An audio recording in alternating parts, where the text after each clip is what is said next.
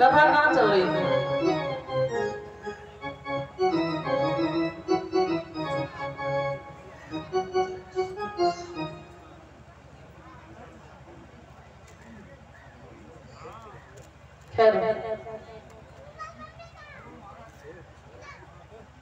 हाँ सुन तो ध्यान से ही रहे।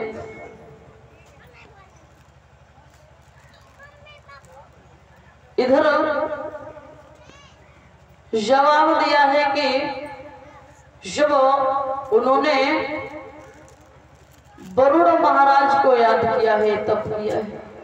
वरुण महाराज ने कहा क्या बात है, तो समझा करके कहा हमारे घर में कोई पुत्र नहीं है, कोई संतान नहीं है, और हमारे घर में बेशक पुत्र होने के बाद मर जाए तो कोई परेशानी नहीं है, लेकिन घर में संतान हो जाए।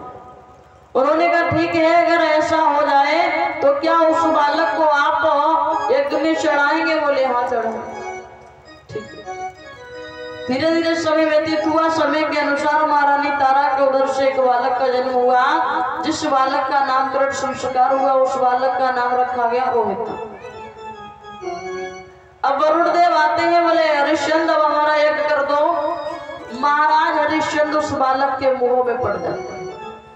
जवाब दिया महाराज अभी तो ये छोटा है, थोड़ा और समय व्यतीत होने दो, जब इस बालक के दांत निकलेंगे ना तब आपका यज्ञ कर देंगे।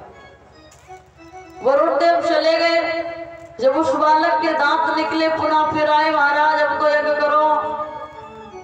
वैसे वैसे दिन व्यतीत होते जा रहे, वैसे ही वैसे महाराज हरिश्चंद्र उस बालक के मुंह में फंसते जा रहे। जवाब दिया महाराज ये वाले दांत नहीं बताए थे। बोले फिर अगले वाले जब दांत निकलेंगे तब करेंगे। ठीक है। फिर चले पुनः फिर आए हैं, महाराज अब तो यज्ञ करो। तो वरुण देव की वार्तालाप को महारानी तारा ने सुन लिया। महारानी तारा ने अपने पुत्र रोहित को बुलाया और एक बात की, लाला तुम कहीं भी रह लेना जा करके, पर यहाँ लौट के नहीं आना। रात ही रात तुम इन महलों से जंगल की ओर प्रस्थान कर दो। उस मैया ने अपने पुत्र को घर से निकाल दिया। पुनः वरुण देव आते हैं महाराज हरिश्चंद्र के पास। हरिश्चंद्र अब तो यज्ञ करो। हरिश्चंद्र ने जवाब दिया महाराज मेरा पुत्र घर पे नहीं है। जवाब दिया कि तुमने अपने पुत्र के मोह में फंस करके उसे बचाने के लिए कहीं भेज दिया। इसी बात को लेकर के बहस छिड़ जाती है, युद्ध होने लगा और वरुण देव से महाराज हरिश्चंद्र हार जाते, इसी शोक में बीमार पड़ जाते। ये बात जब रोहतास को मालूम पड़ी है जंगल में, तो रोहतास जब चला है, देव ऋषि नारद रास्ते में मिलते हैं। समझाया लाला अगर तुम जाओगे ना तो वरुण देव के यज्ञ में चढ़ा दिए जाओगे। रोहतास कहने लगा पिताजी के पास तो जाना ही है, क्या करे? बोले अपने बदले किसी को लिए जाओ। आगे देखा विश्वामित्र जी के बहनोई महाराज अजिग्रत नजर आ जाता है। पूछा महाराज आपके पास कितने पुत्र हैं? बोले 3। ऐसा कीजिए महाराज उसमें से एक बालक मुझे दे दीजिए और उस एक बालक के बदले में आपको 100 गाय दूंगा। तो उन्होंने जवाब दिया लाला मैं तुम्हें एक बालक तो दे दूं, लेकिन जो बड़ा पुत्र है ना वो मुझे बहुत प्यारा है, उसे तो नहीं दे सकता, और सारा अधिकार हमारा नहीं है। अपनी रानी से भी पूछना पड़ेगा, पूछ लो।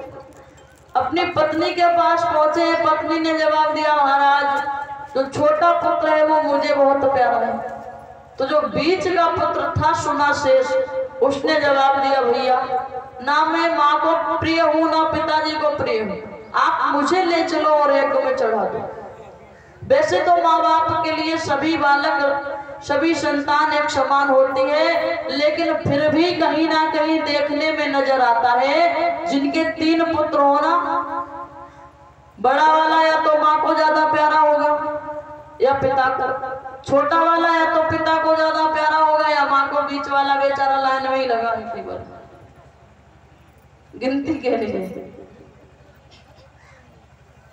जैसे ही जवाब दिया है का ठीक है, उसी समय लेकर के सुनाशेष को चले हैं।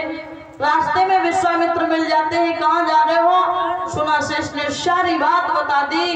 तभी उन्होंने कहा चिंता मत करो, परेशान मत हो। जाते हैं